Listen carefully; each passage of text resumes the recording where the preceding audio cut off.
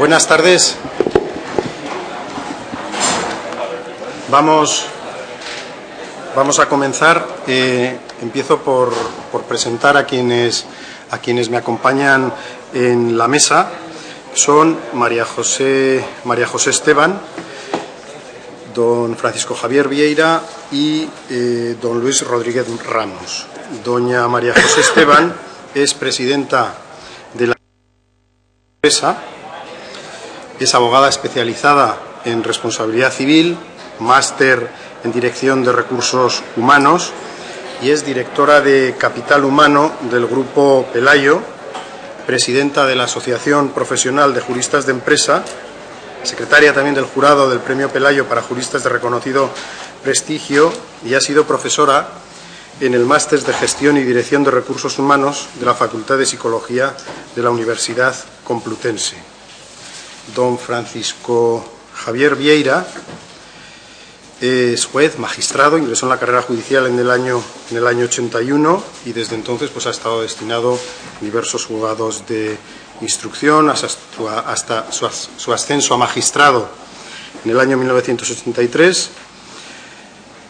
Como magistrado ha estado en diversos destinos por toda España hasta llegar a Madrid y primeramente fue destinado a la Sala de lo Contencioso Administrativo del Tribunal Superior de Justicia para pasar después a la Audiencia Provincial, en la que ha sido presidente y ahora es presidente del Tribunal Superior de Justicia de Madrid desde febrero de 2009.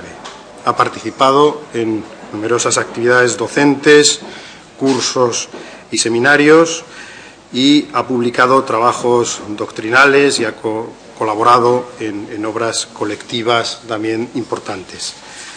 Y finalmente, don Luis Rodríguez Ramos es catedrático de Derecho Penal de la Universidad Nacional de Educación a Distancia, vicedecano de la Junta de Gobierno del Colegio de Abogados de Madrid y yo creo que ha compartido Junta de Gobierno primero con Petrol, después con Luis Martín Mingarro y finalmente también con Antonio Hernández Gil.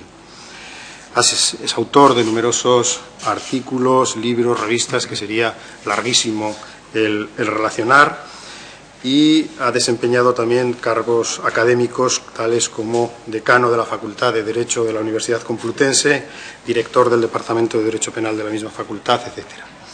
Bien, y todos ellos nos van a tratar de respondernos a la siguiente pregunta. ¿Peligra la independencia de los abogados?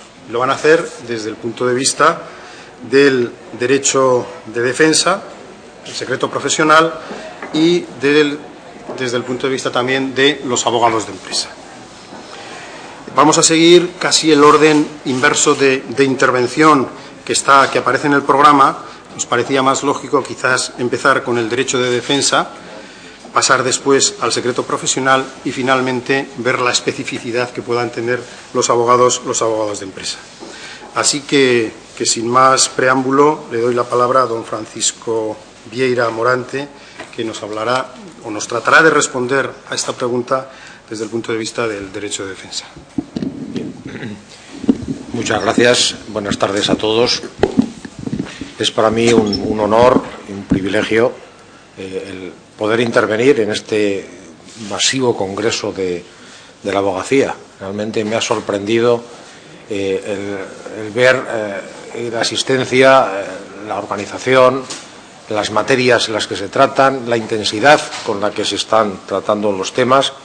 Y realmente, para mí, desde luego, es un honor el tener oportunidad como magistrado de acudir y de asistir a este congreso y tratar de reflexionar con todos ustedes sobre las materias que son más candentes y que nos afectan a la administración de justicia, al ejercicio de la abogacía. Y por eso tengo que agradecer especialmente a los organizadores, desde el presidente del Consejo General de la Abogacía, don Carlos Carnicer, y a Jesús López Arenas, que yo sé que es, junto con Victoria Ortega, los que me han permitido el formar parte de este congreso, y tengo que agradecerles a ellos especialmente el poder participar. Yo creo que vamos a dar tiempo a que se coloquen. Sí, mejor. Es que yo creo que como ha terminado yo creo que el anterior un poco tarde, vamos a dar un poco tiempo a que se incorpore la gente.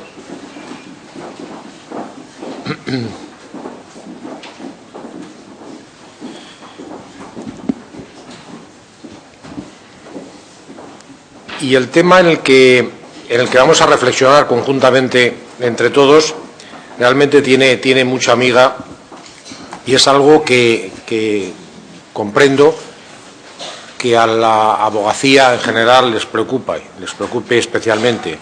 Peligra la independencia de los abogados.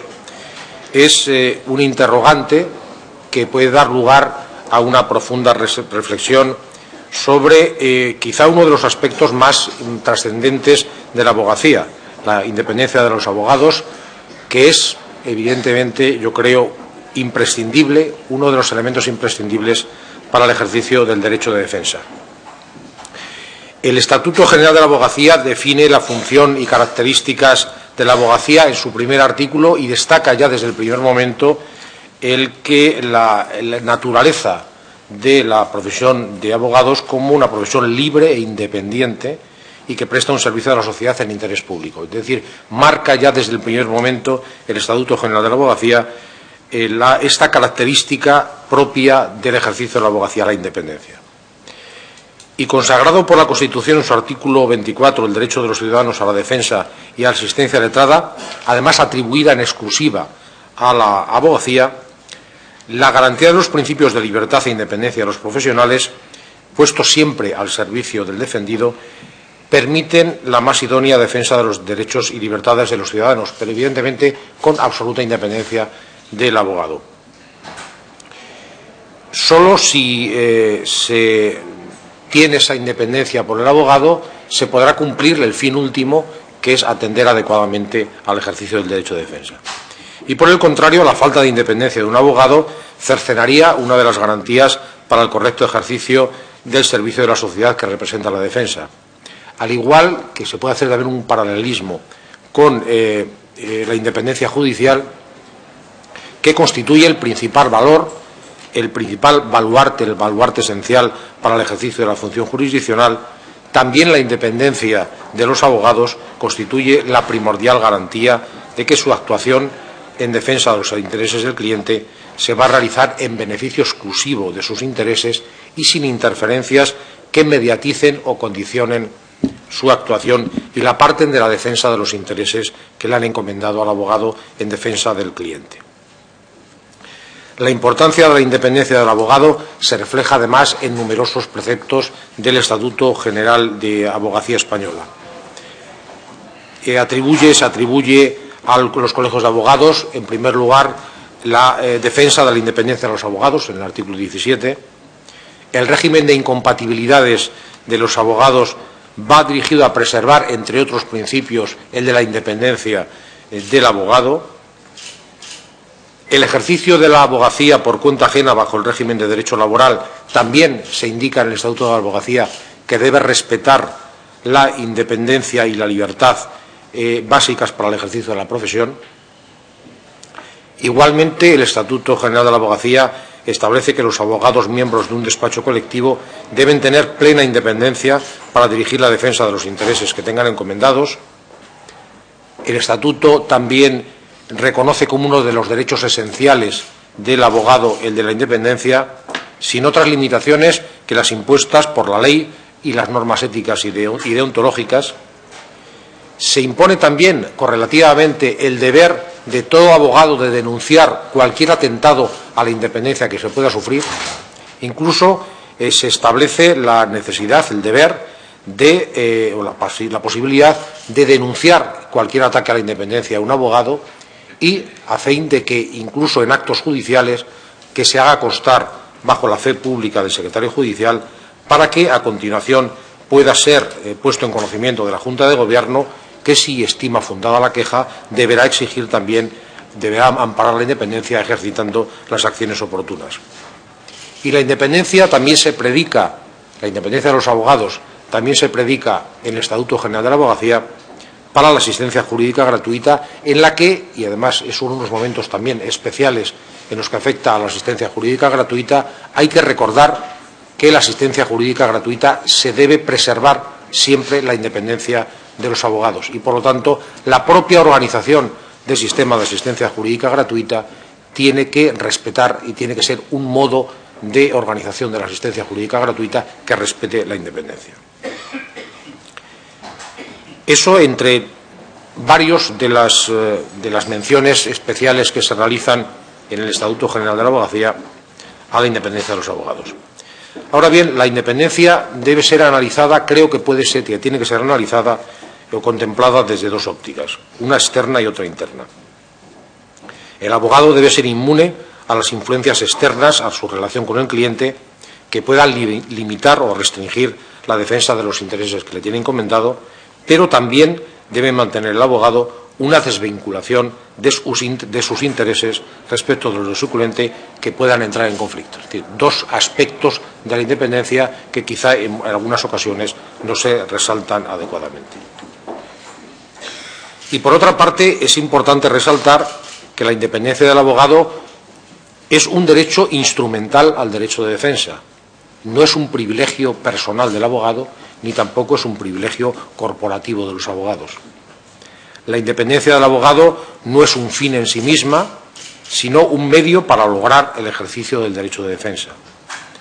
La garantía de independencia del abogado protege el legítimo ejercicio del derecho de defensa, posibilita que la defensa se ejerza sin influencia externa ni interna, para lograr la debida salvaguardia de los intereses que el cliente le ha confiado al abogado. Igual que en la independencia judicial se ha destacado que no es un privilegio personal del juez o magistrado, sino que es un derecho que se reconoce precisamente para el legítimo ejercicio de la tutela, para que se pueda lograr una tutela judicial efectiva. Aquí también el derecho de la independencia del abogado es un derecho instrumental que va dirigido a preservar el derecho de defensa. Vinculada íntimamente así la independencia de los abogados con el ejercicio de su función con total garantía, son tres los aspectos que se han querido destacar en esta mesa redonda: el derecho de defensa, el secreto profesional y los abogados de empresa.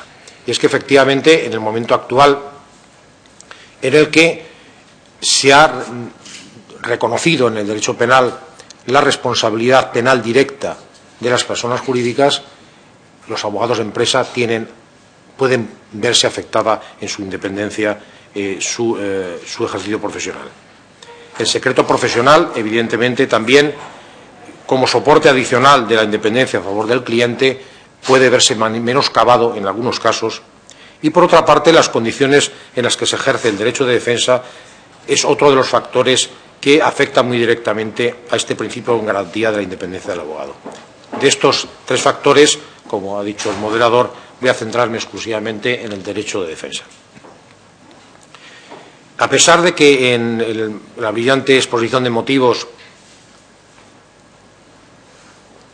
que redactó Alonso Martínez para la ya vetusta Ley de Enjuiciamiento Criminal se fijó como uno de los propósitos fundamentales rodear al ciudadano de las garantías necesarias para que en ningún caso sean sacrificados los derechos individuales al malentendido interés del Estado, lamentablemente, con el decurso de los tiempos, algunos de los vicios crónicos que se denunciaban por Alonso Martínez han resurgido con el paso de los tiempos y otros que se han intentado corregir no se han corregido en su totalidad. Cierto es que las garantías procesales son cada vez más exigentes y desde la Constitución y la doctrina del Tribunal Constitucional que la ha desarrollado y la jurisprudencia de los tribunales, los avances en la protección de los derechos individuales han sido muy importantes y entre ellos el de derecho de defensa. Pero también en concretos momentos han subsistido determinadas actitudes y han resurgido otras que creíamos olvidadas. Quizá habría algunas veces que reflexionar si la publicidad y la contradicción que resaltó Alonso Martínez son principios que se garantizan adecuadamente,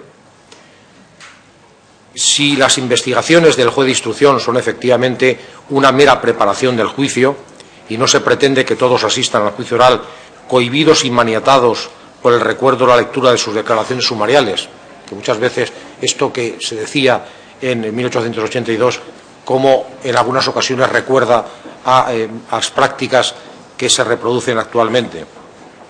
También habría que preguntarse si el procedimiento criminal es un duelo noblemente sostenido por ambos combatientes en régimen de igualdad, como ya en esos momentos pretendía la ley de enjuiciamiento criminal. Y, por otra parte, si las condiciones en las que se ejercita la defensa garantizan siempre la comunicación confidencial entre el abogado y el cliente.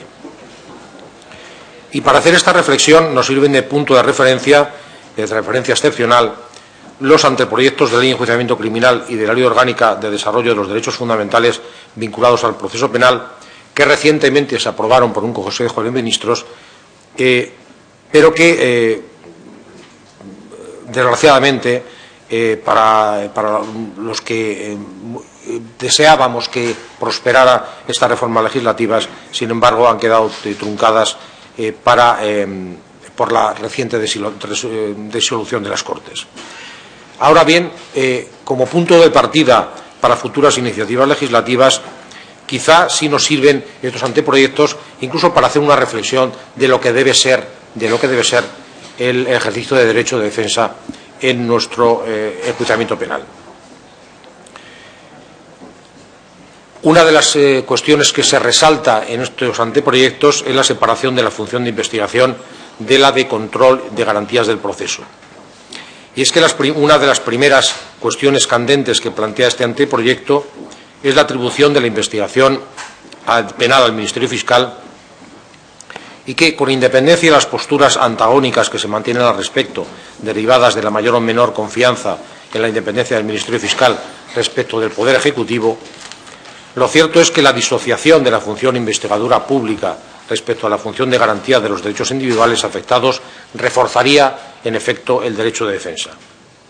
Se acabaría así, sin perjuicio de introducir las correcciones necesarias para evitar que puedan verse ilegítimamente truncada una investigación penal por motivos exclusivamente políticos, con una situación en la que difícilmente pueden entenderse susceptibles de estar plenamente garantizados en régimen de igualdad los derechos de todas las partes del proceso, de todas, incluidos el imputado, si esta garantía la tiene que realizar un órgano que tiene interés en el buen éxito de la investigación.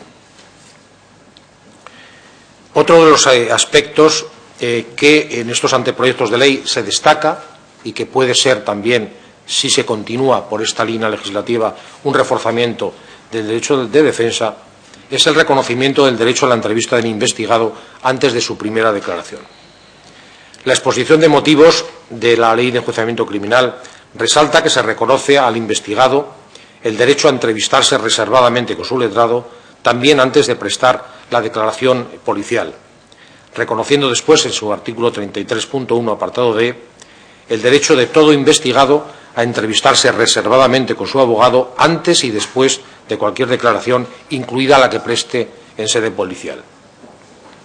Es este, pues, otro de los aspectos que en esta propuesta de reforma legislativa vigorizaría el derecho de defensa en relación con el derecho a no declarar contra sí mismo y a no confesarse culpable, que sólo puede entenderse plenamente garantizado si el investigado tiene oportunidad de ser debidamente asesorado por el abogado con anterioridad a todas las declaraciones que realice. Un tercer aspecto que también ha sido destacado en este proyecto legislativo es la exclusión de la defensa realizada por un abogado que también es investigado en el proceso penal. El artículo 9.2 del anteproyecto de Ley Orgánica de Desarrollo de los Derechos Fundamentales vinculados con el proceso penal prevé que el letrado designado pueda ser apartado de su función cuando existan indicios de la comisión de un delito directamente relacionado con el hecho investigado, también cuando incurra en un delito de obstrucción a la justicia o cuando utilice las comunicaciones con el defendido para una finalidad contraria a lo dispuesto en la ley.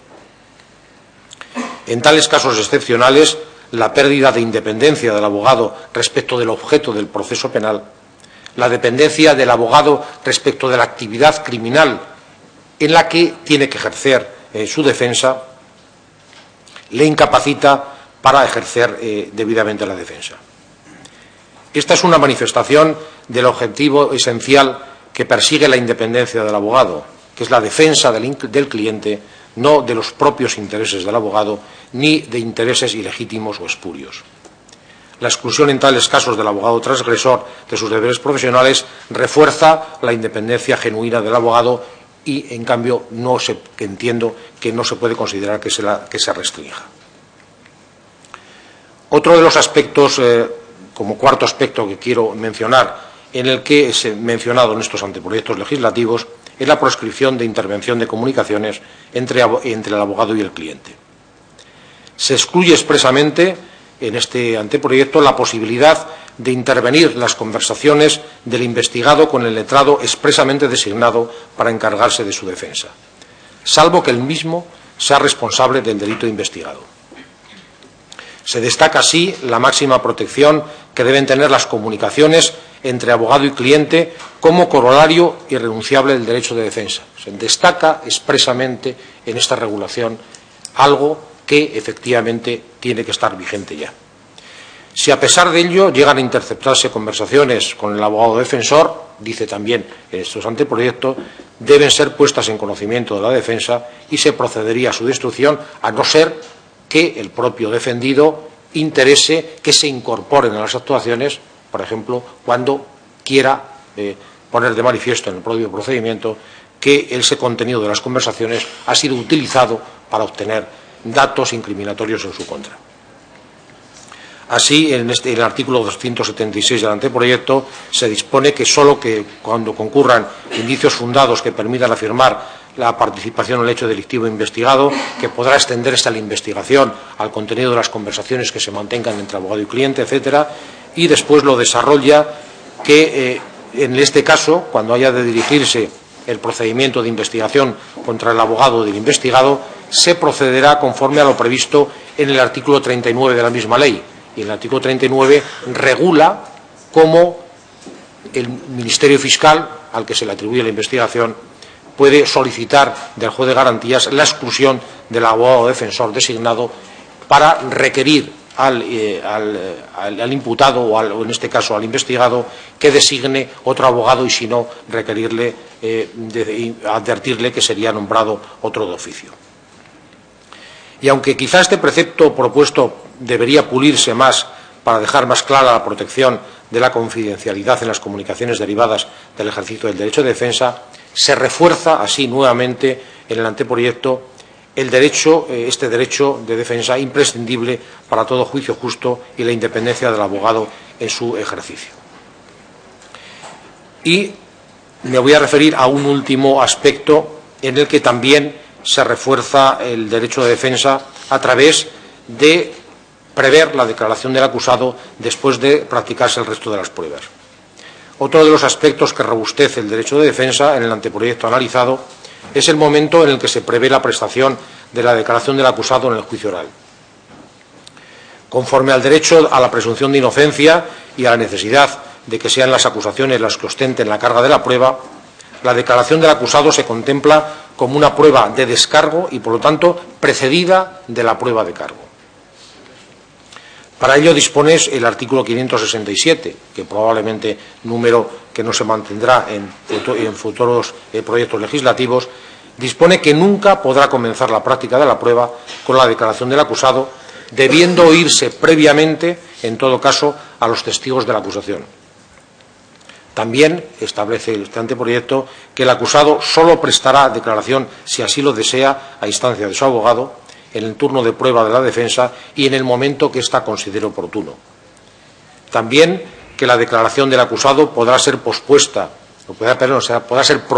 en cualquier momento del juicio hasta la terminación de la fase probatoria, aun cuando no haya sido incluida en el escrito de defensa, y que el tribunal, por último, en ningún caso podrá rechazarla. Y con esto ya concluyo. Estas pinceladas de unos proyectos legislativos que seguramente van a sentar las bases para la reforma del enjuiciamiento penal son indicativas, contestando a la pregunta inicial y el interrogante que se realiza en esta mesa redonda, son indicativas, estimo, de una buena salud que disfruta el derecho de defensa y de la independencia de los abogados en su ejercicio profesional. El reconocimiento del trascendental papel que desempeñan los abogados en el proceso penal no se realiza, después de estos anteproyectos, solamente en resoluciones judiciales cada vez más numerosas y contundentes. Ahora este reconocimiento del derecho de defensa a través de varias de estas manifestaciones a las que me he referido, aparecen plasmadas en textos oficiales y con unas medidas que sitúan al derecho de defensa en un primer plano y como objetivo fundamental para garantizar un proceso judicial justo. Y entre todas ellas, las que pretenden garantizar un abogado independiente, desvinculado de todos aquellos factores que podrían apartarle de su misión esencial, como es la defensa legítima y honesta de los intereses de su cliente. La respuesta, por tanto, a este interrogante que preside la denominación de la mesa redonda, creo que debe ser que no peligra la independencia de los abogados, sino que, al contrario, en el horizonte se atisba un reforzamiento del derecho de defensa y un reforzamiento de la independencia de los abogados para dotar al derecho de defensa de las mayores garantías como elemento imprescindible para un proceso justo. Muchas gracias.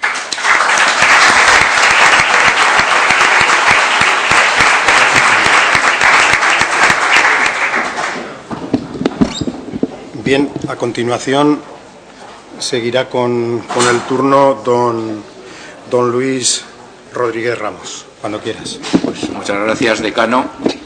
Buenas tardes a todos. Mi gratitud al Consejo General por invitarme una vez más a participar como ponente en un congreso de la abogacía y mi satisfacción por encontrarme con unos compañeros de mesa tan ilustres y con un público también tan interesado y no menos ilustre. Yo tengo que hablar dentro de este ámbito genérico de los riesgos de la independencia del abogado, de los que puedan derivarse del secreto profesional o de la falta de respeto a ese secreto profesional del abogado. En primer lugar, tendría que referirme a la independencia, muy brevemente, en segundo término al secreto y, por último, pues enunciar algunas propuestas para reforzar ese secreto frente a las deficientes funcionalidades que en la actualidad existen. Para curarme en salud, escribí la ponencia que se ha repartido, y los que no la tengan creo que aquí queda algún ejemplar, lo cual me permite ser un tanto más alegre en la exposición y no cansarles a ustedes en este turno que tengo de uso de la palabra, que nos ha pedido el moderador que no abusemos de él para permitir después un fructífero coloquio. Pues bien, respecto a la libertad e independencia del abogado, poco tengo que añadir. Simplemente que quizá la definición más completa de esa independencia no está en el Estatuto ni en el Código Deontológico español, sino en el de los abogados de la Unión Europea, en el apartado 2.1. Yo creo que es la exposición más completa de el por qué, para qué y en qué consiste esa independencia. Es una independencia que, en definitiva, está procurando que los abogados no estemos condicionados en nuestro ejercicio del derecho de defensa técnico ni por influencias exteriores ni por influencias interiores. Las influencias exteriores, pues, en primer lugar están las del propio cliente. Tenemos que defender al cliente a su pesar, y no aceptar algunas propuestas que nos pueda hacer contrarias a su defensa, e incluso podemos llegar a renunciar a seguir defendiendo a un cliente que ha perdido la confianza en su abogado o que el abogado ve que es indominable y que no se va a someter a sus pautas de defensa. Esto, naturalmente, tiene sus matices en el caso del abogado de empresa, que luego iremos, y, por supuesto, en el de oficio, donde, en principio, aunque todos tenemos experiencia en los colegios, que no hay más remedio que sustituir en ocasiones por diversas causas al abogado de oficio y aceptar su renuncia, porque hay, en casos extremos, de ordinario, pues no tiene opción ni el defendido de oficio ni el abogado designado para renunciar a esa defensa simplemente por razones de falta de sintonía. Pues bien, no solo la independencia es frente al cliente, lógicamente, sino también frente a terceros e incluso frente al propio juez, lo cual nos sitúa en unas posiciones difíciles cuando de ese juez o de ese tribunal depende precisamente la absolución, la condena, o que nos den o nos dejen de dar la razón. Y, por ejemplo, pues todos nos sacrificamos, no sé si Job, sí, parece que tuvo más paciencia porque sufrió más que los abogados, ¿no?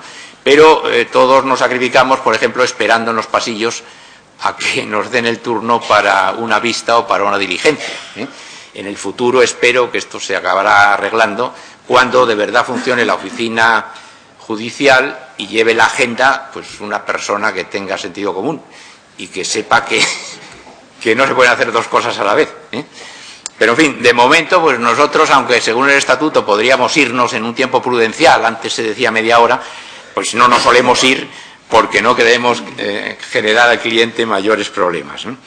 Y luego también tenemos que ser independientes de presiones interiores. En primer lugar, de las propias pasiones. El abogado tiene que saber renunciar a su ego para defender bien a su cliente y aceptar, pues, incluso humillaciones que no aceptaría fuera de ese ámbito profesional. Y, por supuesto, también tiene que ser independiente de sus intereses, con lo cual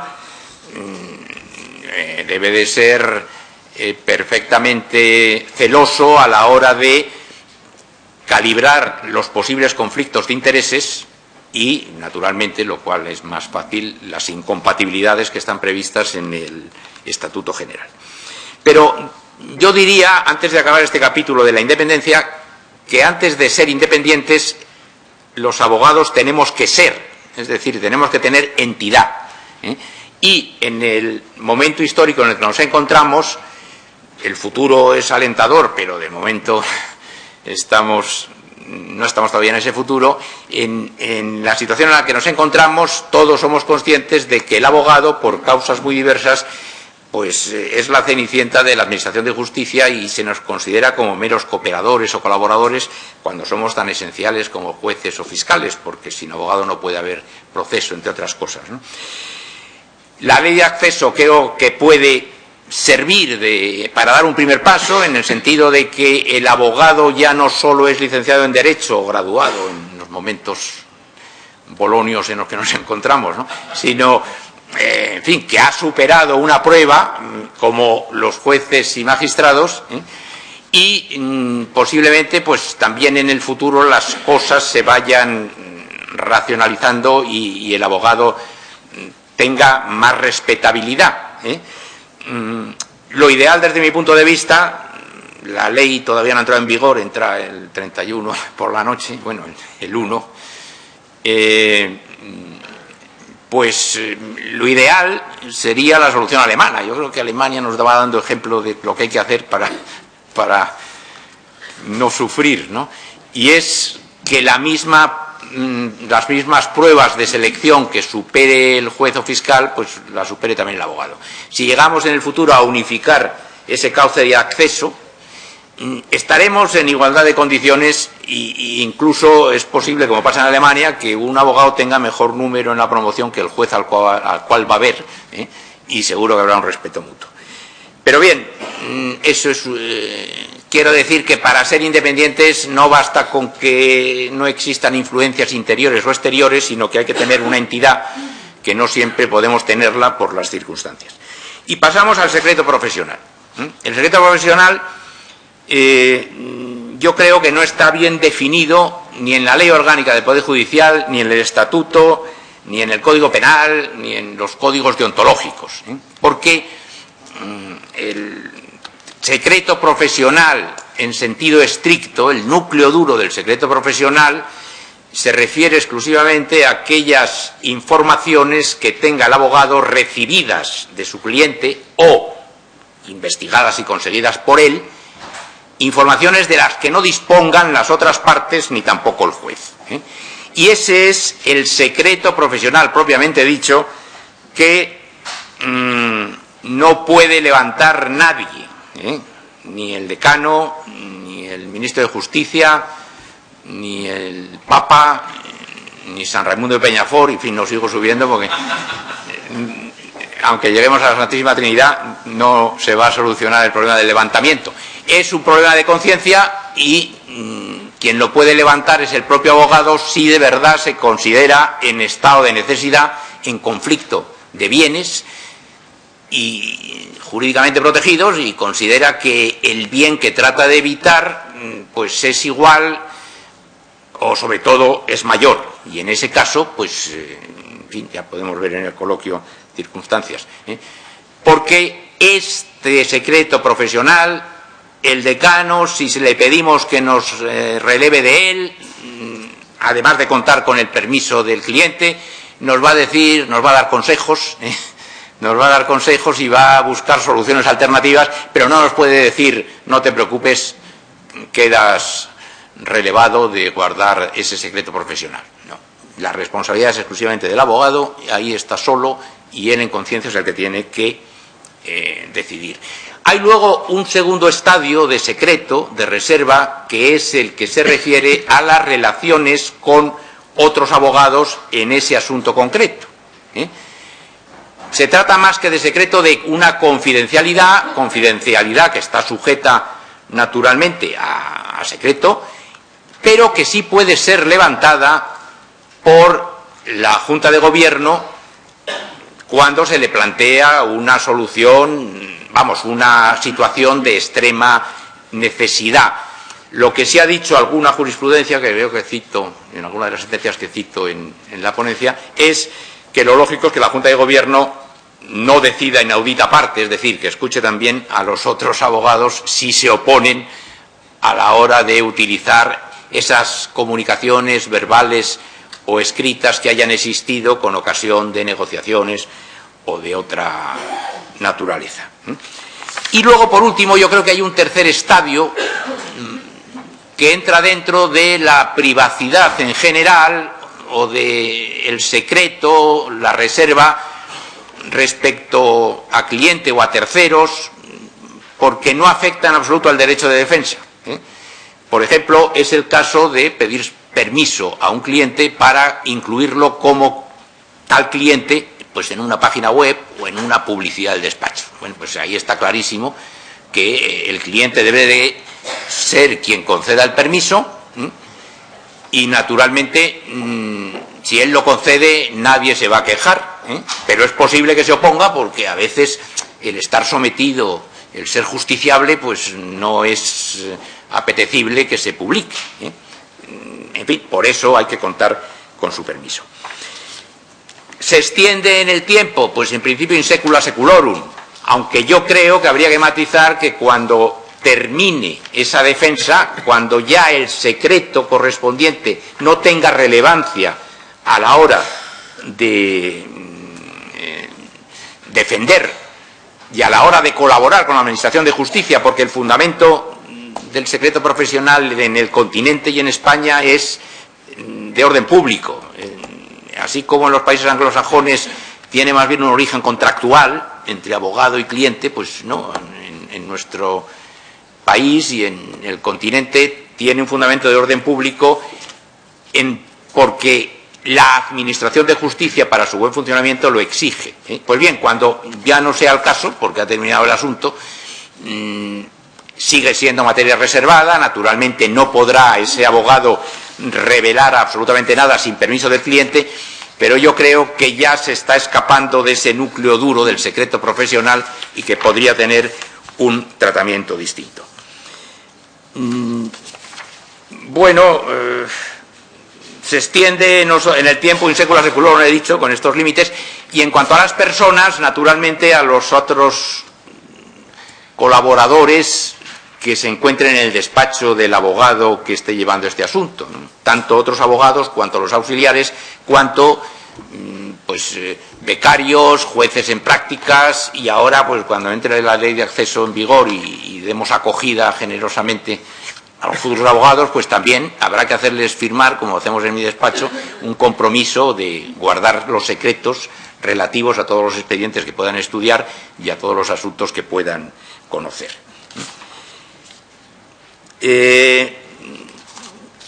¿Quién quebranta el secreto? pues lo puede quebrantar el propio abogado, incurriendo en las responsabilidades disciplinarias y en las penales correspondientes, pero lo pueden también quebrantar terceros, y voy a ir terminando porque no quiero faltar a mi promesa. En primer lugar, lo puede quebrantar el propio juez, y ahí está el artículo 51 de la Ley General Penitenciaria, está el caso Gürtel, está el caso Mariluz, hay otros muchos casos de los que no nos enteramos donde ha habido intervención, grabación por orden judicial de las comunicaciones en prisión entre el cliente y el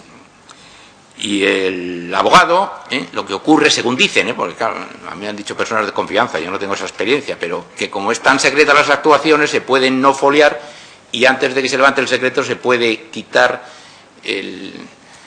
los folios relativos a semejante operación. Entonces el juez queda sabedor, es un delito como la copa de un pino, ¿no? Pero bueno, el juez queda sabedor, pero es la tentación del juez instructor.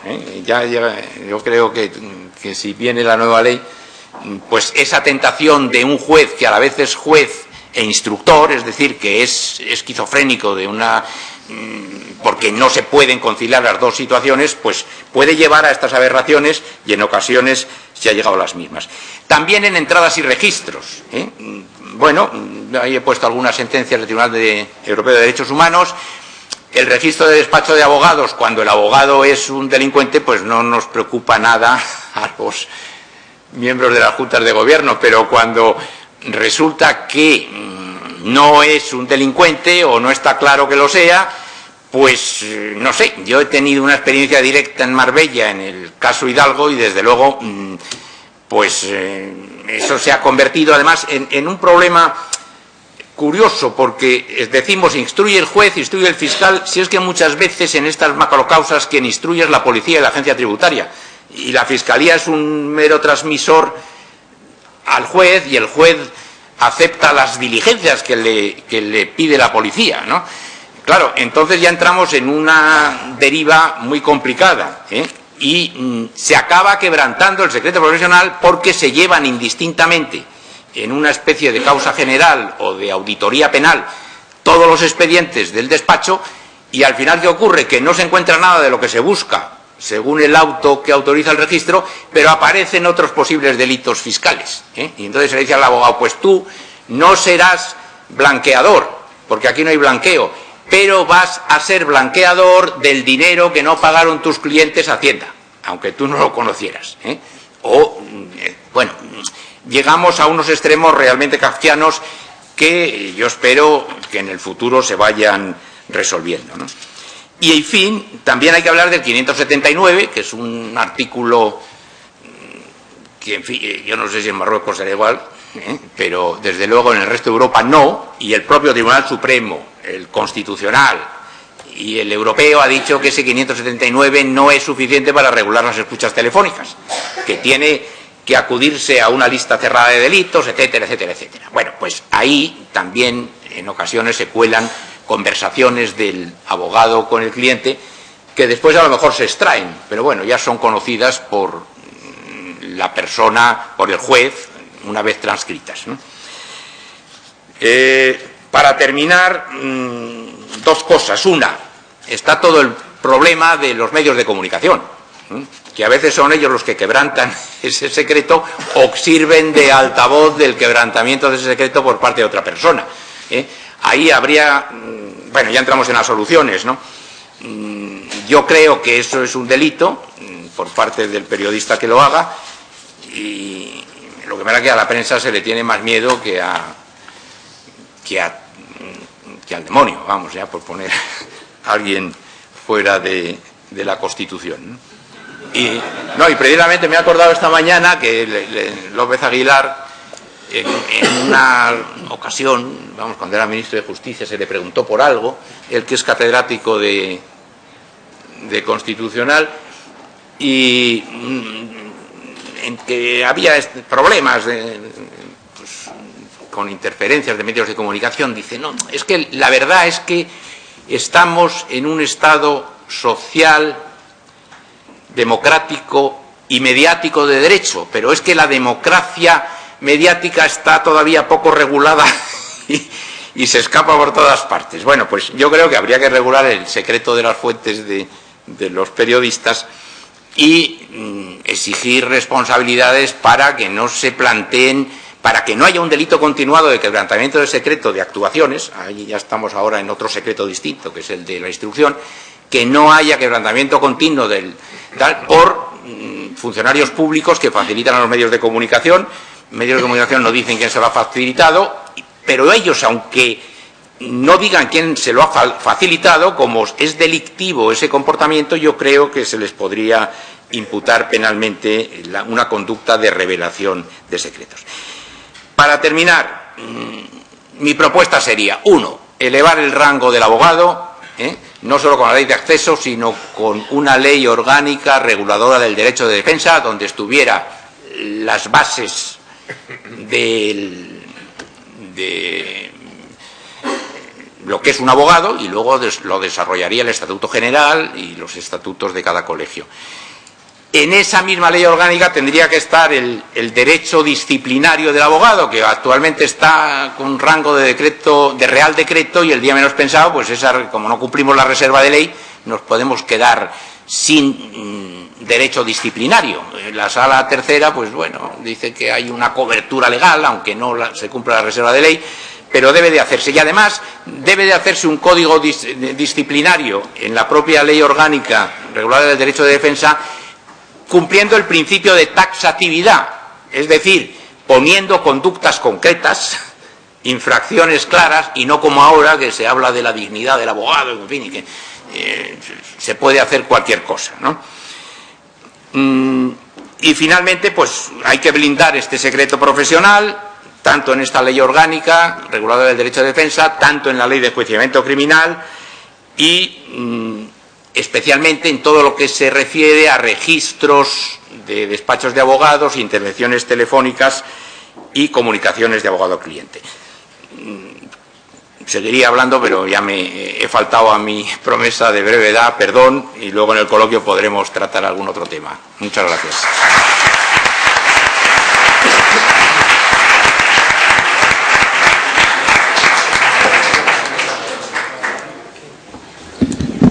Muchas gracias, Luis.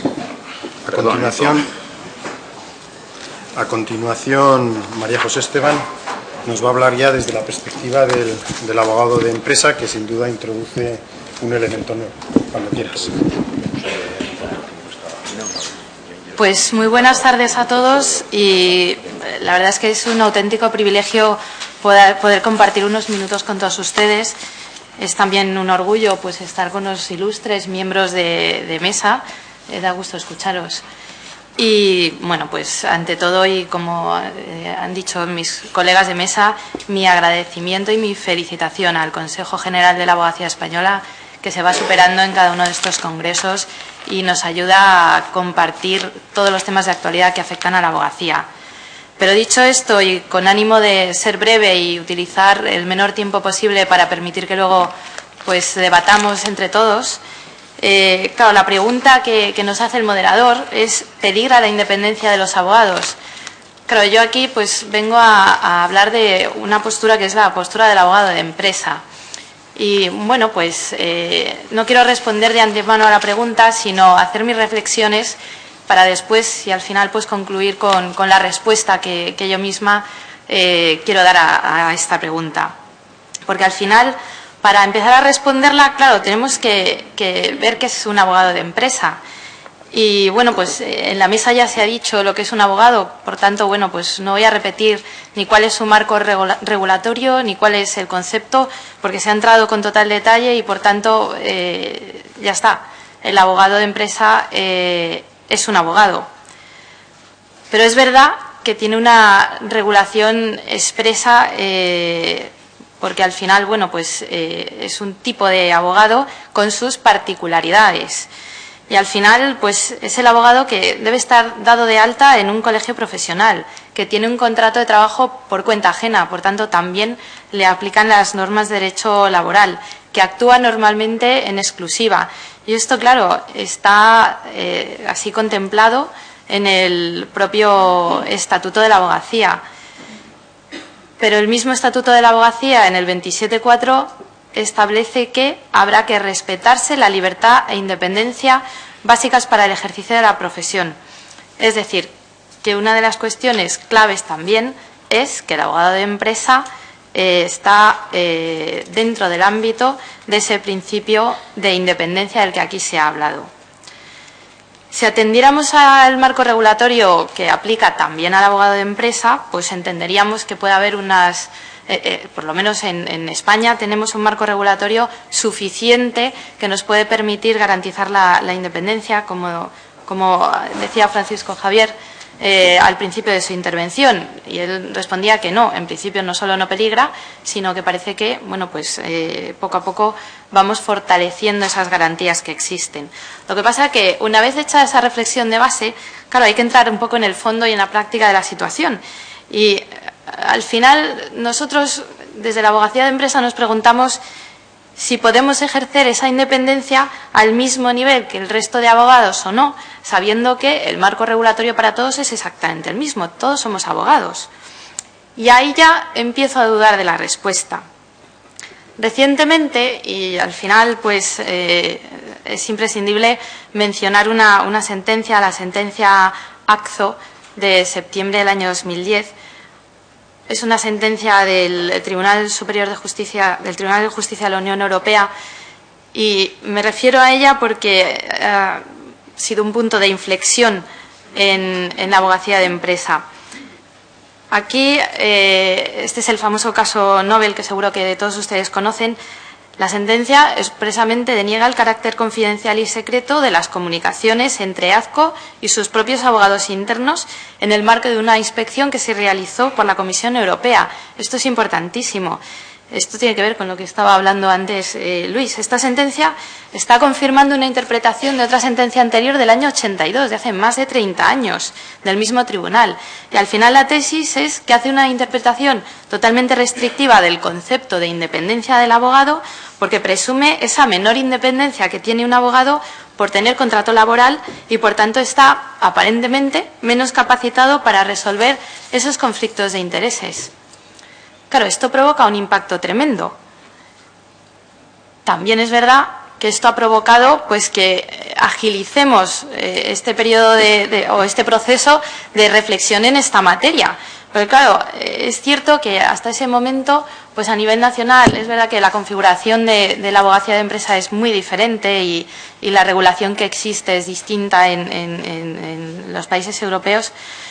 Pero también es cierto que en ese momento se adquiere conciencia de que algo hay que hacer, ya no solo pues a nivel intrapaís, sino también a nivel comunitario, y asociaciones de abogados como puede ser la ECLA, la Asociación Europea de Abogados de Empresa, a partir de ahí reacciona, le sirve de revulsivo la mencionada sentencia y empieza a plantear líneas de actuación mucho más intensas para intentar pues evolucionar y trabajar en un marco de abogacía de empresa que bueno pues ponga en valor los abogados de empresa y respete sus peculiaridades. ¿Qué hace ECLA como asociación? Pues al final, como ve que no se había evolucionado nada en esos 30 años, porque la sentencia pues sigue en la misma línea que 30 años antes, pues al final empieza a reflexionar.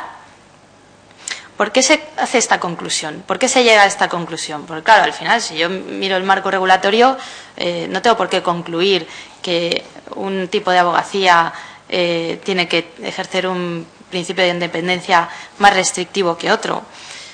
Claro, yo creo que hay que hacer un poco de autocrítica.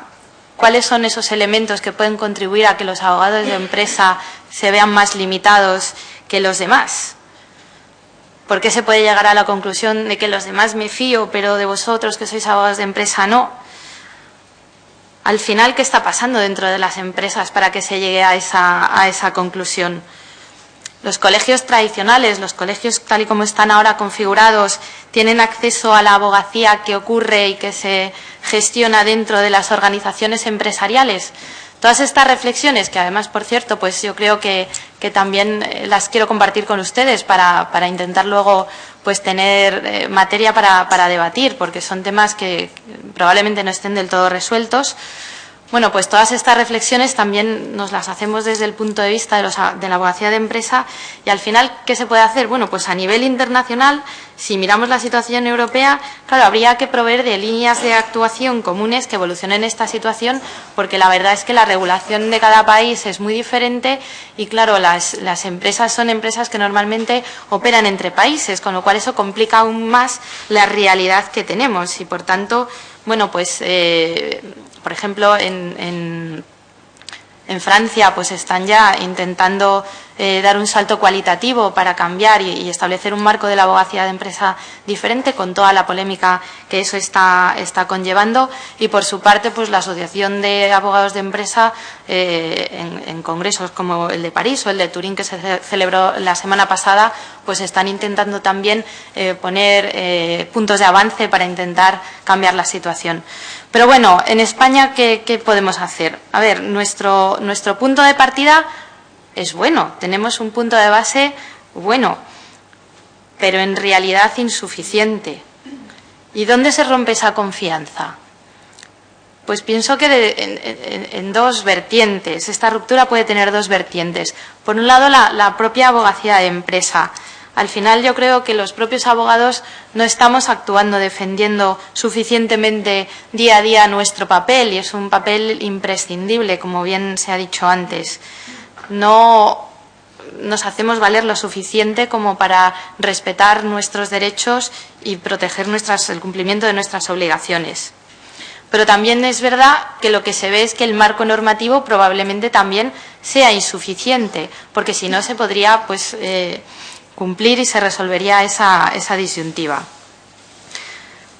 Es verdad que yo creo que la principal defensa de la abogacía de empresa pues nos corresponde a los propios abogados de empresa. Si nosotros mismos no somos los primeros que intentamos hacer valer pues cuál es nuestro marco de situación o cuál debe ser, pues difícilmente se va a avanzar en esa línea.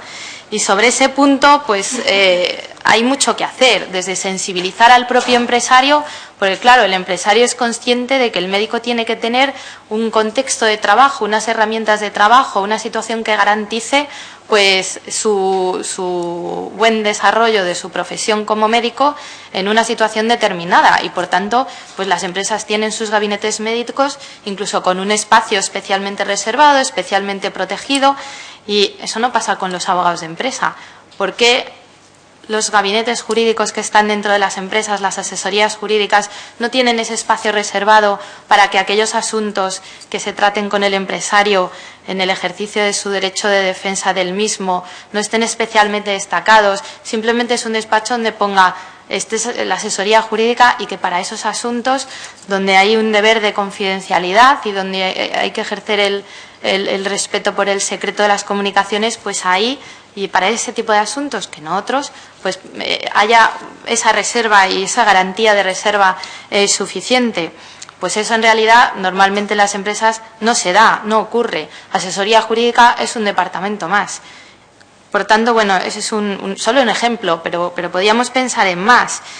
¿Por qué no se fomentan, por ejemplo, la colegiación de los licenciados en Derecho dentro de las propias asesorías jurídicas de las empresas?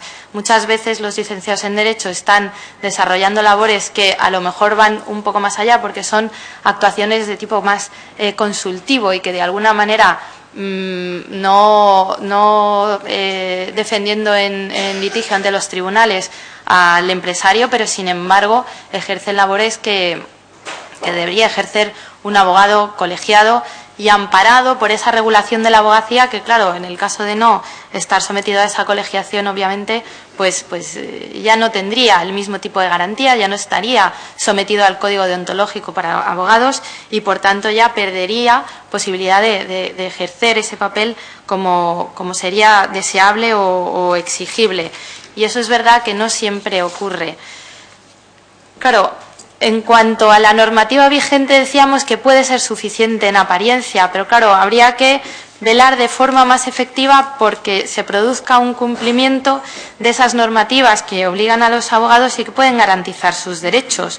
Porque al final, en línea con lo que antes se comentaba, claro, cuando una autoridad civil desembarca en la empresa solicitando todos esos documentos, pues normalmente con fines fiscales, pero puede ser de cualquier otra índole, claro, si no hay un mandato del juez ¿Qué hace el abogado normalmente? Pues deja hacer.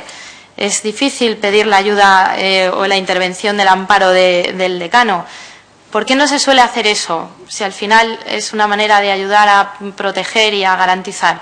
Pues probablemente porque estamos en unas praxis y en un dejarnos llevar que al final nos autolimita cuando tenemos una regulación que puede ayudarnos si la cumpliéramos. Claro, también hay un tema formativo y se hacía aquí mención a dos cosas. Uno, el acceso a la profesión, y no voy a hablar de ello ahora, pero sí en cuanto a la formación. Los abogados de empresa normalmente reciben muchísima formación dentro de las empresas, pero casi toda tiene que ver con la propia actividad, con el negocio, con temas que en el fondo no tienen que ver con su propia profesión. Y por tanto ahí, pues lo mismo, vuelve a perder, es una isla el abogado de empresa dentro de su empresa, no está en relación normalmente ni con el colegio ni con el entorno colegial y por tanto pierde ese vínculo con la realidad y por tanto pierde esa actualización en cuanto a cómo asegurar sus derechos, sus obligaciones y demás. Por tanto, ahí otra vez vuelve a ser importante la sensibilización del empresario, que también, igual que pues permite que los médicos, o fomenta, mejor dicho, que los médicos que tienen la empresa pues estén al corriente en todas sus materias, sin excepción, pues podría pasar lo mismo con los abogados y no siempre ocurre, especialmente en empresas con gabinetes jurídicos de tamaño mediano, probablemente las más grandes, pues sí son más sensibles a ello. Pero claro, al final es el propio abogado casi a título individual que dentro de la empresa intenta defender su rol, intenta hacer valer los códigos deontológicos propios de la abogacía, porque claro, al final el abogado de empresa está sometido normalmente a dos marcos regulatorios que deben ser complementarios, pero bueno, son distintos. El propio que afecta a la empresa con sus códigos éticos, normas internas y demás, y luego pues lo que se deriva del ejercicio propio de la abogacía. Claro, en esa situación, pues, ¿cómo impulsar estas cuestiones? Estos son solo algunos de los ejemplos y reflexiones que nos pueden ayudar a pensar cómo avanzar. Bueno, pues, evidentemente aquí todos tenemos mucho que decir. Estamos en el marco del Consejo General de la Abogacía, que para mí es el paraguas perfecto para que de la mano podamos trabajar, si nos parece una vía interesante, en mejorar este marco de situación. Evidentemente, dentro del paraguas del Consejo, obviamente, pues los colegios de abogados, pues seguro que tienen muchísimo que decir y ya lo están diciendo. Destaco dos ejemplos porque me parece que en los 2 últimos años están haciendo una labor magnífica, que son los colegios de Madrid o de Barcelona. Es verdad que hay otros que hacen mucha labor por la abogacía de empresa, pero especialmente en Madrid y Barcelona, con sus comisiones de abogados de empresa, se están preocupando, están adquiriendo esa sensibilidad o la tienen y por tanto están. Final, y ya por concluir, para no robar mucho tiempo al debate.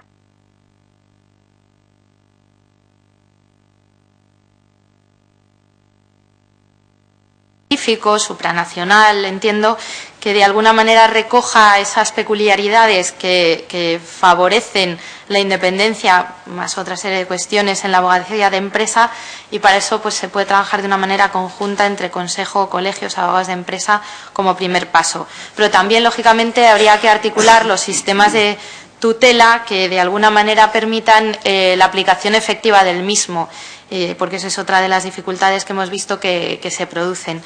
Evidentemente habría que establecer una extensión y una expansión, una comunicación a las autoridades inspectoras especializadas, no solo a nivel nacional, sino comunitario, que realmente es imprescindible.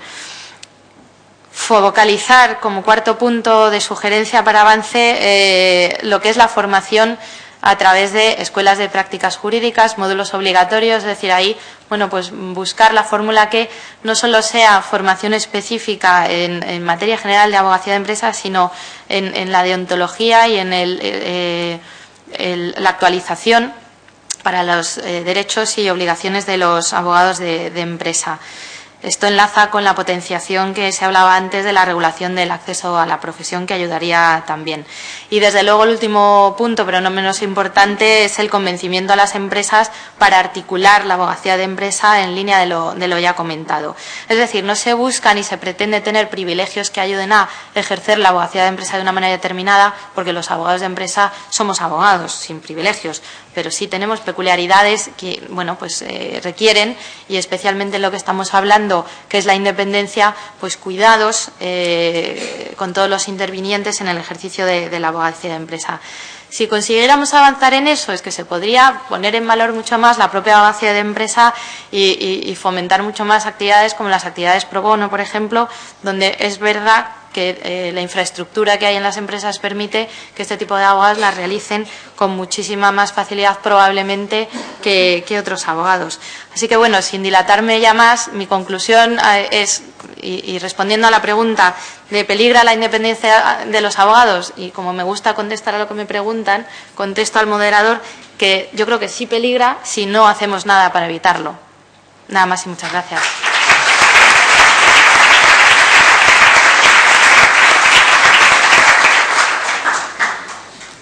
Bien, muchas gracias, María José.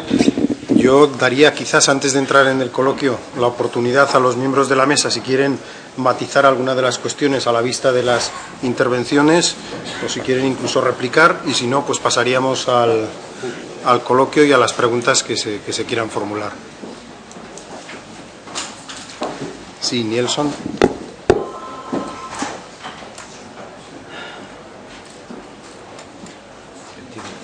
No sé si hay micrófono. Sí.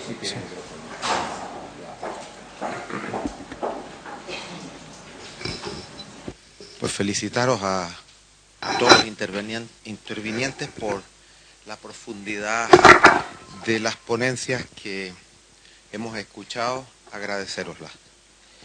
Yo quería hacer un comentario a lo último que ha dicho María José. A mí me parece, puede ser que esté equivocado, pero creo que vais en una dirección diferente. Creo que en España los abogados de empresa, como tú has dicho, son abogados. Pero yo creo que no deberían serlo.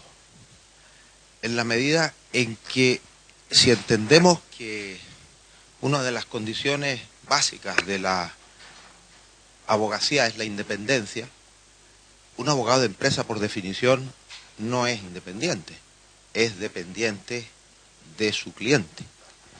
Y por lo tanto, creo yo que está pendiente de regularse la condición de abogados de empresa, que no son ni mejores ni peores que los abogados, pero son esencialmente diferentes. Y creo que tratar de meter a los abogados de empresa dentro del conjunto de los abogados es encadenarse a una situación que se produce porque cuando se empieza a regular la profesión no existían los abogados de empresa. Y creo que esa es la vía que tenéis que seguir. Y quería hacer también un comentario a la brillante exposición de Luis Rodríguez Ramos. Yo soy más optimista que tú en relación a la tipicidad y a la legalidad, porque eso es un tema que ya, como tú sabes muy bien, se ha debatido extensamente. Ya hay un cuerpo de sentencias muy considerable de la Sala Tercera del Tribunal Supremo que dice que efectivamente el principio de legalidad se cumple por la relación especial de subordinación de los abogados con los colegios y que eso ya está más o menos resuelto. Yo sé que el Tribunal Supremo puede cambiar de criterio en cualquier momento, pero no seamos más papistas que el Papa. Y en cuanto a la tipicidad, la verdad es que tienes toda la razón del mundo. Es decir, sancionar por infracción grave a los deberes que trae aparejada la profesión es un concepto, como diría García Enterría, bastante gaseoso. Como tú sabes, el Consejo General de la Abogacía está trabajando en un nuevo Estatuto General y dentro de ese nuevo Estatuto General se ha aprobado ya la parte disciplinaria que te gustará porque es extraordinariamente detallada. Y por lo menos en cuanto a la taxatividad y la tipicidad, creo que ha quedado relativamente cubierta. Ya veremos. A mí me preocupa mucho la existencia de una ley orgánica de la defensa, porque creo que a través de la ley orgánica de la defensa se nos va a quitar, y si no al tiempo, la autorregulación, la posibilidad de autorregularnos. En la medida en que haya una ley que diga lo que es un abogado, lo que debe hacer un abogado, lo que no debe hacer un abogado, las sanciones de un abogado, las no sanciones de un abogado, pues a ver cómo nos libramos de eso. Nada más. José, primero. Como quieras. Bueno, pues por compartir un poco mi visión con vosotros en relación a los comentarios que hacías, ¿no? En cuanto a que, claro, el abogado es dependiente de un cliente.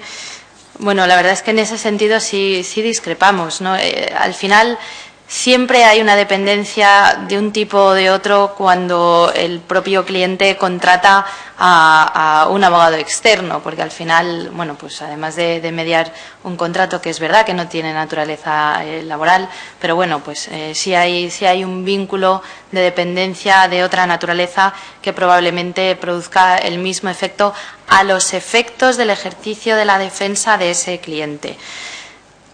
Sin embargo, y para motivar de alguna manera la necesidad de que dentro de la empresa pues haya abogados, yo diría que es difícil a veces o es más fácil que los propios asuntos intrínsecos de la empresa los defienda alguien de dentro, que la conoce, que sea un experto que domina la materia, que tiene total confianza con su cliente, que en este caso es el empresario. A veces en temas especialmente sensibles, críticos, confidenciales, las actividades core de negocio, ese tipo de cuestiones, quien mejor las va a poder defender es alguien que lo conoce desde dentro, porque está empapado de ellas y las vive junto con el empresario. Y es verdad que hay una tendencia puede ser una tendencia pendular, pero es verdad que hubo un momento en el que se subcontrataba prácticamente todo y las asesorías jurídicas de las empresas pues eran más delgaditas, y sin embargo estamos en una etapa en la que, bueno, pues como decía el otro, ¿no? El empresario dice, no, sí, mi abogado. Es decir, hay una necesidad porque se ve que defiende o puede defender mucho mejor los intereses suyos como cliente, en este caso un abogado que vive desde dentro la situación compleja de la empresa, porque en estos tiempos es verdad que las empresas pues evolucionan muy rápidamente, hay 1000 frentes abiertos y por tanto probablemente eso es lo que haga necesario o imprescindible alguien que esté dentro y no el externo, que el externo puede ser lógicamente un complemento y no es o el uno o el otro, sino son complementarios. Pero claro, ese papel lo debe jugar un abogado, tal y como está definido el abogado. Luis. Sí, vamos a ver. Por un lado, la taxatividad lo celebro y efectivamente ese aspecto quedaría corregido simplemente con un código donde haya una parte general, como el Código Penal, una parte especial y se describan las conductas cumpliendo este principio de taxatividad. Lo que viene diciendo la Sala Tercera del Tribunal Supremo, porque efectivamente no va a decir de repente pues no hay derecho disciplinario de los abogados y el principio de conservación de las normas pues sigue mandando en el ámbito jurisdiccional, como es razonable que así sea. Lo que viene a decir es que tiene cobertura legal, pero el requisito de reserva legal que hace el artículo 25 de la Constitución evidentemente no lo cumple el Estatuto, por mucho que nos dé cobertura mientras quiera la Sala Tercera. Entonces yo creo que si es un derecho fundamental de los abogados que su derecho disciplinario tenga rango de ley, ya no voy a entrar ahora a discutir si es ordinaria u orgánica. Yo prefiero orgánica porque así pasamos a otro segundo plano, que tengamos identidad de rango formal regulatorio de nuestra profesión, que tengamos el mismo rango que los jueces y fiscales. Si los jueces están en la ley orgánica del Poder Judicial y los fiscales en su estatuto orgánico, que nosotros tengamos una ley orgánica de la defensa donde las definiciones de la profesión y el derecho disciplinario quede claro, y luego, por otra parte, los derechos fundamentales de la defensa también queden plasmados con ese rango. Creo que no tiene por qué ser incompatible con la autorregulación. Yo creo que la propia ley preverá que los colegios de abogados y su consejo, que estarán reflejados como órganos de gobierno de la profesión, pues tendrán que hacer su propio estatuto general, el consejo, y luego los estatutos de cada colegio. Es una opinión, aparte de que a veces es bueno que venga aire fresco de fuera de la profesión para airear algunos puntos que pueden ser interesantes, concretamente en lo que se refiere al ámbito organizativo, ¿no?, de la profesión a nivel nacional. En fin, yo tengo este punto de vista, ¿no? Hay otra palabra pedida por aquí.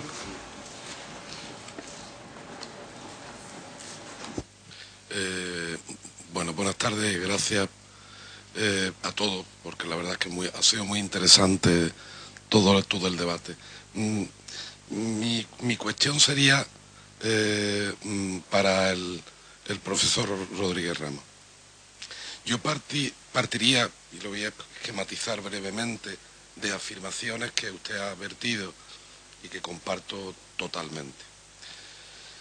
Ya son muchos años, muchísimos años, hay muchos santos aquí detrás seguramente, en los que yo hablo como particularmente, me he sentido que cuando entraba en un juzgado o entraba en una sala de justicia, no me enfrentaba a exponer mi tesis frente a un juez unipersonal o a un órgano colegiado, sino que creía que ese órgano, unido con el Ministerio Fiscal, era la misma cosa. Entraban por las mismas puertas, siguen entrando por las mismas puertas, salen por las mismas puertas, siguen haciendo los mismos comentarios a posterior del juicio, con lo que los letrados estamos, en fin, yo creo que yo no voy a conocer, ojalá como conozcan mis hijos, que estudian tercero y quinto de Derecho y le va a coger la famosa ley del acceso a la abogacía, de que incluso con esa ley de acceso a la abogacía se piense todavía que el juez, el fiscal y el abogado tengan la misma, entre comillas, categoría dentro de un tribunal. Y como parto de una cuestión, incluso usted ha hablado de una cuestión que es esquizofrénica, que evidentemente es una situación más que esquizofrénica para los que hemos conocido, no jueces, que además de jueces son instructores y que evidentemente se pronuncian sobre temas de medidas cautelares importantes. Hemos conocido jueces que han sido jueces, instructores y juzgadores y ejecutores antes de que se hicieran los juzgados de lo penal, y de eso hace más de 20 años.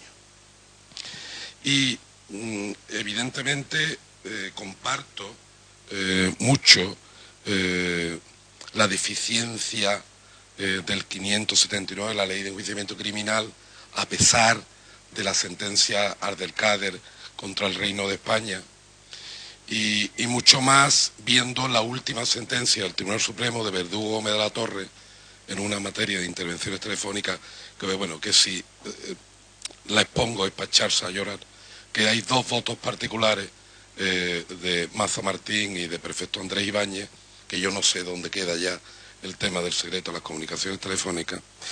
Y en esa exposición que hago, y partiendo evidentemente de la base de que, esto me da esta rabia de decirlo, ¿no?, de que el planteamiento que hago es que cuando el abogado actúa dentro del más respetuoso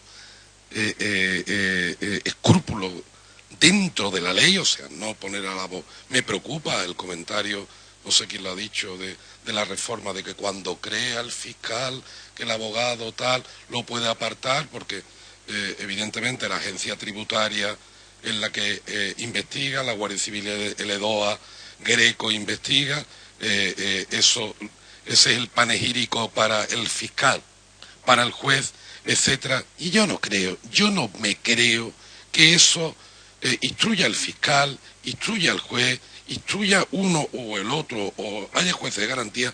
Yo no me voy a creer nada. Y como no me lo creo nada y siento este pesimismo, mi pregunta es la siguiente. Mi cuestión es la siguiente. ¿Hasta cuándo tenemos que soportar los abogados que en esas causas generales, que aquí abundan una barbaridad, y en las grandes capitales abundan una barbaridad, y hablo de las costas, Costa del Sol, Cádiz, Huelva, etcétera, el pan nuestro de cada día? ¿Hasta cuándo en esas causas generales se va a intervenir conversaciones telefónicas a letrados? ¿Hasta cuándo es un delito, ir a asistir a un imputado y fotografiarle? Mire, el abogado va a mí me han fotografiado. Ir a tomarle declaración a un imputado a Melilla 1 es un delito. Es un delito. Menos mal que una juez de Barcelona, de San Feliu de Llobregat, ha puesto coto a esa cuestión, gracias a Dios. Y digo que ¿hasta cuándo tenemos que soportar eso? Y ¿cuándo se le puede pedir a esos jueces, con todo los respeto, jueces inquisitivos? Recuerdo un artículo del País hace muchos años, que todavía lo tengo guardado yo en la credencia de mi despacho, que decía muerte al juez inquisitivo. Pues hoy, en el año 2011, estaba igual que hace casi 25 años. Seguimos teniendo esos jueces inquisitivos, que están preparados, más que nosotros, dicen, que tienen unas oposiciones y fiscales, etcétera, con todos mis respetos, y que sin embargo hacen esas causas generales, hacen esas entradas y registros. A mi despacho no han llegado, gracias a Dios.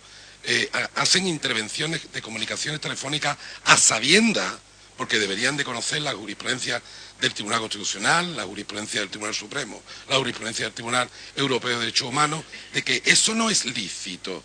¿Hasta cuándo tenemos que soportar y hasta cuándo no se le puede pedir a esos jueces, que no hace falta que sean jueces estrellas, y ya se entiende por los jueces estrellas algunos que estén en la Audiencia Nacional, también con el máximo de los respetos, sino por qué no se le pueden pedir responsabilidades disciplinarias vía Consejo General del Poder Judicial y, por qué no, responsabilidades penales, en cuanto a que pueden estar evidentemente prevaricando. ¿O es que aquí todo vale? Esa es mi cuestión.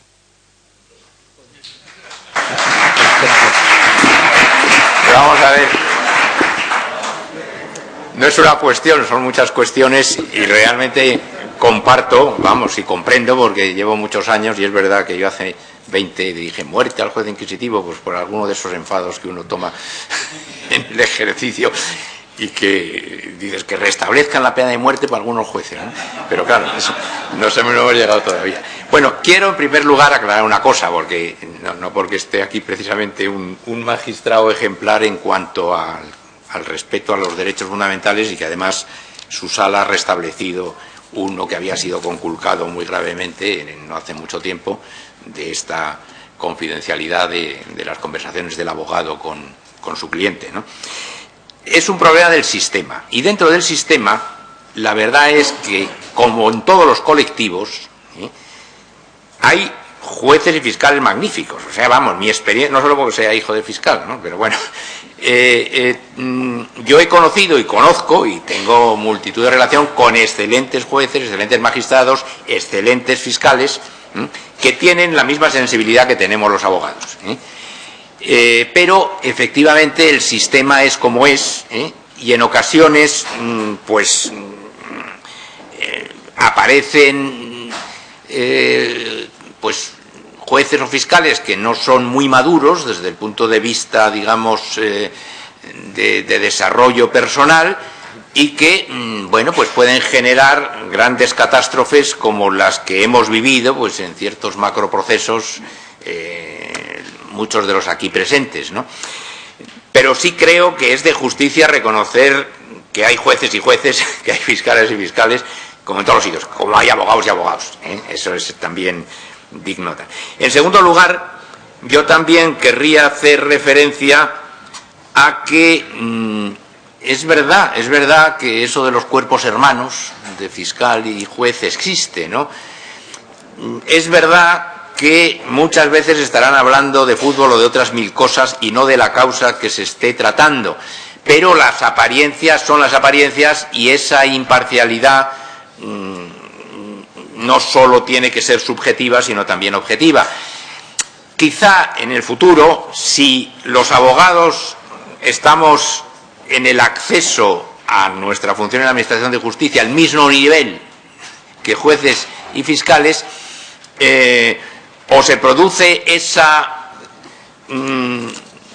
camaradería entre los tres, jueces, abogados y fiscales, y los tres nos vamos a tomar café, o los tres entramos en sala y estamos hablando, o el juez tendrá que buscar esa apariencia de neutralidad, no yéndose a tomar el café al interrumpir una declaración con el Ministerio Fiscal. Estoy también de acuerdo.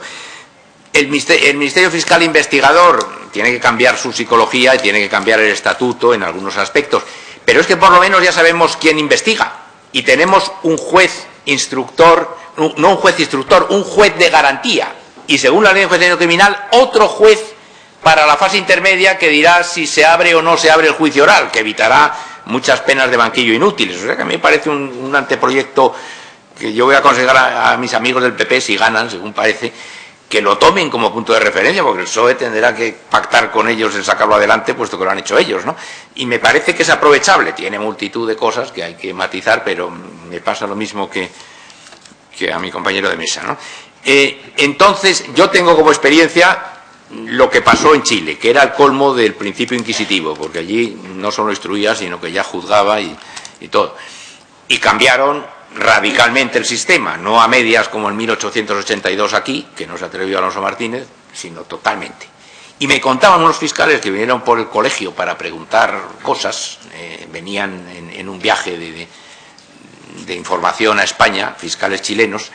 Les pregunté cómo iba el asunto y dice, pasa una cosa muy curiosa. Dice, ahora los jueces de instrucción han pasado a ser jueces de garantías en la instrucción o se han ido a otros órganos. Y los que se han quedado, le vamos a pedir una escucha telefónica, una entrada y registro o una prisión y nos dicen que no, que es desproporcionada. Y le decimos, oye, pero que tú en estos casos te decías a ti mismo que sí. Dice, hombre, claro, porque yo estaba interesado en la instrucción, pero ahora estoy viendo los toros desde una barrera, y digo, oiga, no, mire, a mí un juez instructor, si es maduro, que los hay, sabe decirse que no a sí mismo, en el sentido de no investigar, de no descubrir la verdad a cualquier precio, pero, y de no recabar pruebas a cualquier precio también. Pero, claro, estando en esa tesitura es fácil que su subconsciente le traicione y que se diga a sí mismo que sí y a otros que no. El problema de los medios de comunicación y de estas fotos que se hacen y de también la grabación en televisión de esos desembarcos policiales en Malaya o en Hidalgo, tal, bueno, pues eso me parece que es una barbaridad que también habrá que acabar afinando. Y por último, el Consejo General del Poder Judicial. Pues efectivamente hay que ver hasta qué punto es excesivamente corporativo, si debe de haber más miembros que no sean jueces. Esto suena mal seguro a los jueces, pero etcétera, que tienen algo, un resabio de régimen anarcosindicalista en cuanto que son las asociaciones las que mandan y las que gobiernan, pues todo eso es verdad que habrá que irlo afinando y revisando, ¿no? Tiene solo un pequeño comentario. Yo creo, claro, que el problema surge de efectivamente el sistema actual propicia el que efectivamente haya ni siquiera haya esta apariencia de imparcialidad o haya una apariencia de vinculación entre juez y fiscal. Evidentemente, el propio sistema está propiciando todos estos defectos que está poniendo de manifiesto, y yo creo que por eso es imprescindible, yo creo que eso tendrían que tomar conciencia el partido político que salga gobernante después de estas elecciones, que realmente lo importante no es tanto la discusión de si el fiscal tiene una mayor o menor vinculación, el fiscal general del Estado, mayor o menor vinculación con el Ejecutivo, sino lo importante es partir de la base de que el sistema de instrucción o de investigación como está actualmente, yo creo que es un sistema que no permite la defensa de las garantías de todos en el proceso. No lo permite. No lo permite. Y efectivamente hay muchos ejemplos, y ustedes seguramente podrían poner muchísimos más ejemplos que yo, en los que es muy difícil que un juez instructor sea realmente garante de los intereses del imputado, que es una de sus principales funciones como instructor, si evidentemente él es el primero que ha adoptado una medida restrictiva y en algún momento le plantean que esa medida restrictiva es nula, o es inválida o es irregular. Recientemente en Madrid, por decirme asuntos que no me afectan a mí directamente, se ha producido una situación un poco paradójica y que es un poco chocante en el asunto este de Marta Domínguez, que la propia juez es la que ha anulado las intervenciones telefónicas que ella había acordado. Bueno, pues eso es los propios que acordaron, ya incluso en la prensa, simplemente refiriéndome a lo que aparece en la prensa, dicen, bueno, ¿cómo es posible, si esta señora es la que había acordado la intervención telefónica, cómo es posible que las anule? Claro, dice, pues efectivamente, es que está en su función, pero no deja de chocar, no deja de ser chocante que ella misma anule sus propias decisiones. Por lo tanto, lo que hay que cambiar es el sistema, pero es que hay que cambiarlo. Es que yo creo que ya hay que olvidarse de estas posturas, habrá que establecer mecanismos en los que aseguren que una investigación deje de realizarse, que no deje nunca de realizarse una investigación relevante, judicial y penal por motivos políticos, pero para eso hay mecanismos que se pueden introducir, a través de la acusación popular, a través de la acusación particular, para que efectivamente la investigación pueda seguir adelante a pesar de que el Ministerio Fiscal no quiera seguir adelante. Que además, entre otras cosas, es en porcentajes mínimos, porque si vemos en qué casos se ha producido, en qué porcentaje se ha producido esta omisión de la actividad del Ministerio Fiscal, son prácticamente en el conjunto de los procesos penales es prácticamente mínimo. Por lo tanto, lo que hay que hacer es cambiar el sistema. Y entonces, si se cambia el sistema, también se permitirá la defensa de los intereses del imputado frente a esas agresiones a su intimidad y a su propia imagen a través de fotografías que saquen los medios de comunicación, tanto al abogado como al imputado, que es absolutamente vergonzoso que la intervención de los medios de comunicación signifique ya un atentado que insubsanable en el curso de las actuaciones pase lo que pase. Hace un tiempo ocurrió en Canarias que sacaron una fotografía de uno que le ponían como prácticamente, no sé si era asesino de sus hijas, y resulta que el hombre estaba sufriendo porque evidentemente había sufrido en propia mano la muerte de una hija en la que no había tenido absolutamente ninguna intervención. ¿Cómo se le restaura a esa persona el daño que se le ha producido? Es imposible. Por lo tanto, para garantizar también esos derechos es imprescindible que se cambie. Si hay uno que investiga y otro que es garante, evidentemente cambiará, sin ninguna duda, cambiará las mentalidades de todos, absolutamente de todos.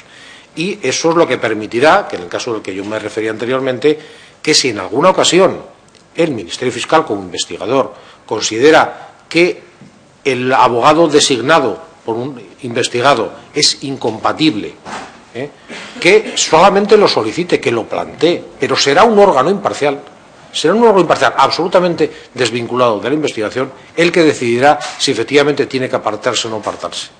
Por lo tanto, ahí lograremos el que efectivamente estén perfectamente garantizados los derechos de todos, y entre ellos el de los abogados y la independencia de los abogados.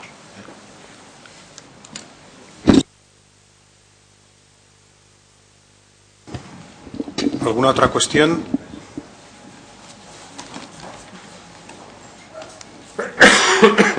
Bueno, pues si no, ya dado lo avanzado de la hora, terminamos dando las gracias a los ponentes por las brillantes intervenciones y también a todos los asistentes. Muchas gracias.